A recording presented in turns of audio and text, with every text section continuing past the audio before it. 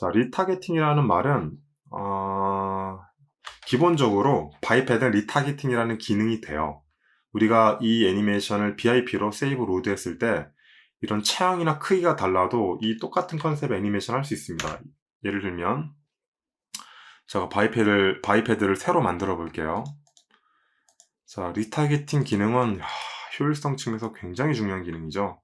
제가 키도 좀 줄이고요. 스파인 개수도 줄일게요. 스트럭처 들어가서 자, 여기에서 스파인 개수도 하나 줄이고 그 다음에 팔 길이나 이런 것도 좀 조정을 해보겠습니다. 얘는 키는 작은데 보컬로 팔 길이는 좀 길다고 컨셉을 정해서 만들어보죠. 네, 좀 원숭이처럼 팔 길게 하고 대신에 다리가 좀 짧아요. 이렇게 이거는 좀 길게 할까요? 대신에 얘가 약간 더 길어. 심지어는 다리가 짝짝이야. 자, 이렇게 보면 이 체형 골격이 완전 다르잖아요.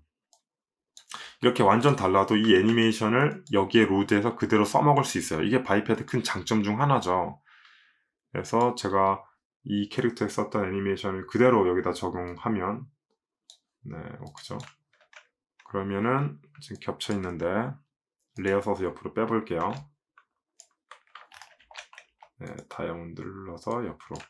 그러면 놀랍게도 리타겟팅 애니메이션이 돼요. 이게 이제 리타겟팅이에요. 체형과 골격 구조가 다르더라도 똑같은 애니메이션을 재생시킬 수 있는 게 이게 이제 애니메이션 리타겟팅인데 기본적으로 본 기반 애니메이션들은 리타겟팅 하는데 좀 애로사항이 많습니다. 바이패드는 되게 쉽죠.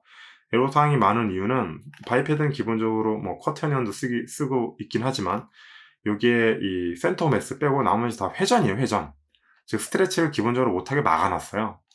그래서 위치 이동이 되는 스트레치나 위치 이동이 되는 이런 애니메이션 이 키프레임 기법이 다 들어가게 되면은 이 리타겟팅 하는 게 좀 골치 아파져요. 물론 그걸 한다고 하더라도 리타겟팅 되는 기술은 많지만 일단 골치 아픈 건 골치 아픈 겁니다.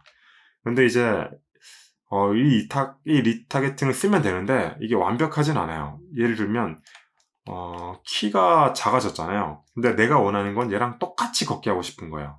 근데 똑같이 걸으려면 어떻게 되죠?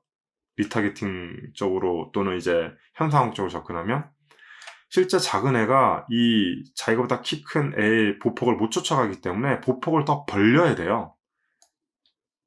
그리고 팔 길이가 작기 때문에 얘가 도달하는 위치도 맞추려면 얘가 팔을 더 올려야 돼요. 군인들 착착착착 맞춰가잖아요. 키가 뭐 비슷한 애들도 있겠지만 차이가 나는 애들도 있지만 걔네들이 착착착착 하고 정렬해서 갈 수 있는 이유는 키가 작은 사람은 상대적으로 보폭을 더 크게 하고 손도 키 큰 사람에게 맞추죠.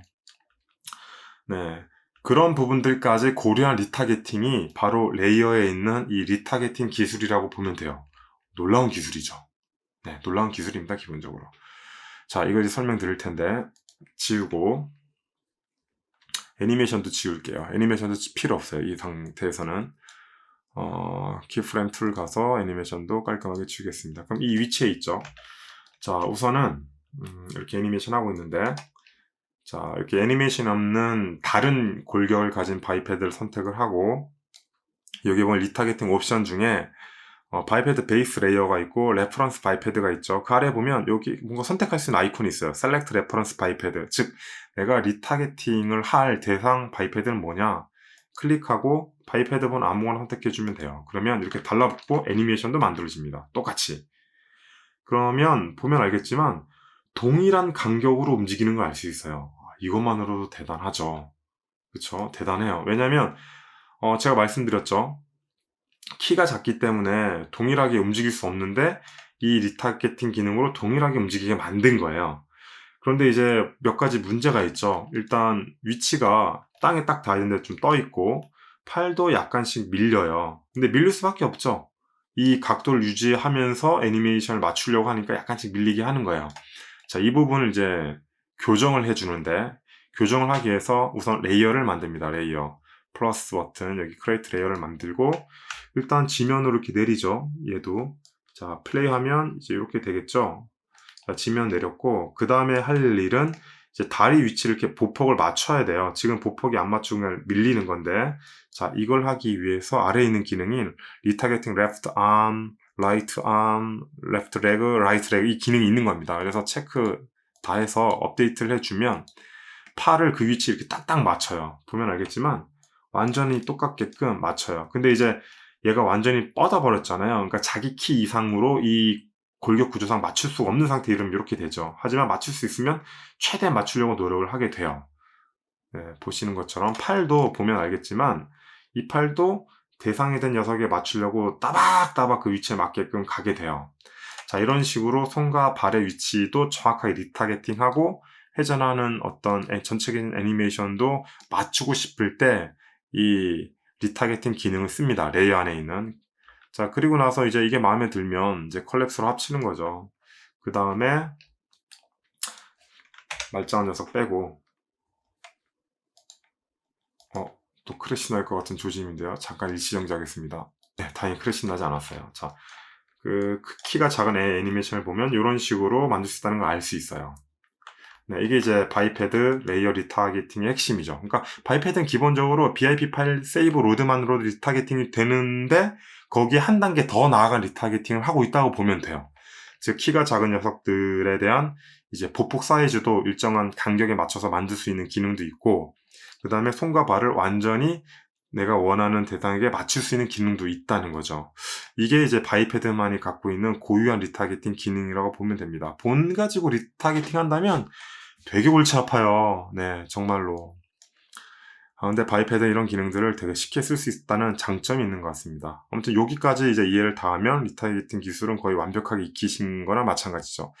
IK only는 말 그대로 IK만 only, IK만 적용해가지고 쓰겠다라는 의미예요. 이거는 뭐 체크해서 적용해보면 어떤 건지 금방 알 수 있을 겁니다.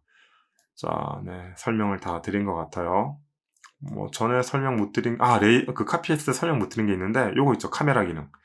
캡처 스냅샷 뭐 이런 게 있는데 요거는 이제 포즈를 이제 이런 식으로 카피를 했을 때 이 포즈 카피한 내용을 여기 보여주는 거예요. 어떤 포즈를 어떻게 했다. 첫 번째 버튼은 이제 이렇게 제가 부표 뜨진 각도, 카메라 각도를 잡았죠. 이 각도 기준으로 이걸 만들어주는 거고요. 얘는 이제 그냥 정면, 그러니까 정면 꽉 채우게끔. 그리고 얘는 이제 안 보이게 하는 거예요. 그 정도 차이고요. 네, 그 다음에 뭐 누락한 건 없는 것 같아요. 키인포 설명 다 했고, 네, 키인포의 요거 설명 안 했네요. 요거는 제가, 투스텝 할 때 설명을 드려야 될 것 같아요. 애니메이션을 수제작하는 것과 좀 다르게 자동 애니메이션을 제작하는 기능이 이제 푸스텝인데 요거를 할 때 같이 설명을 드려야 될 것 같아요. 그 외 설명을 다 했고요. 카피 페이스트도 빠짐없이 설명을 다 했고 키프레임 툴도 빠짐없이 설명을 다 했고 레이어도 네, 설명을 다 한 것 같습니다.